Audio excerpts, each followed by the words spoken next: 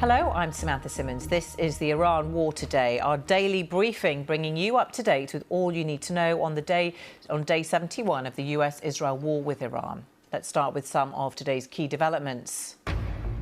The UK announces the Royal Navy destroyer HMS Dragon is being sent to the Middle East, where it could join a potential international mission to safeguard shipping in the Strait of Hormuz. US President Donald Trump is still waiting for Iran's response to a peace proposal aimed at ending the conflict. Bahrain says it's detained 41 people accused of links with Iran's Revolutionary Guard. For weeks, Bahrain was one of the Gulf states most affected by the war, with Iranian strikes targeting its civilian and energy infrastructure.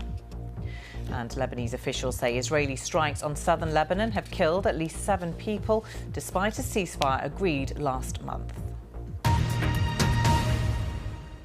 The UK's Ministry of Defence says the Royal Navy destroyer HMS Dragon is being sent to the Middle East from the eastern Mediterranean.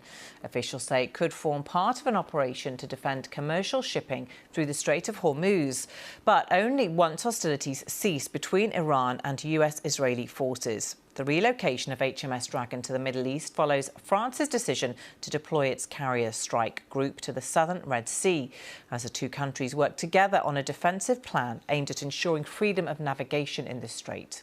Our political correspondent Nick Erdley explains what's behind this move.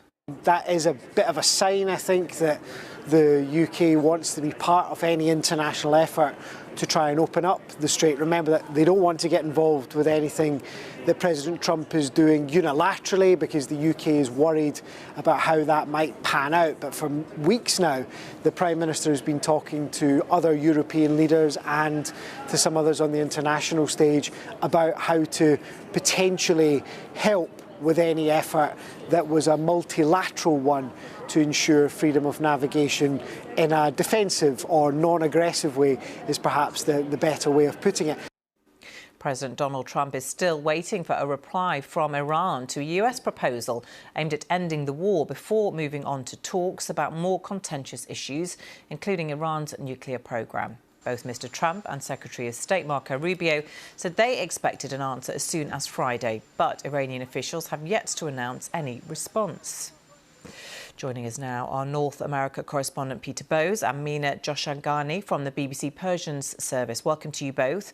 Mina, to you first. Is there any indication that Iranian officials will respond anytime soon?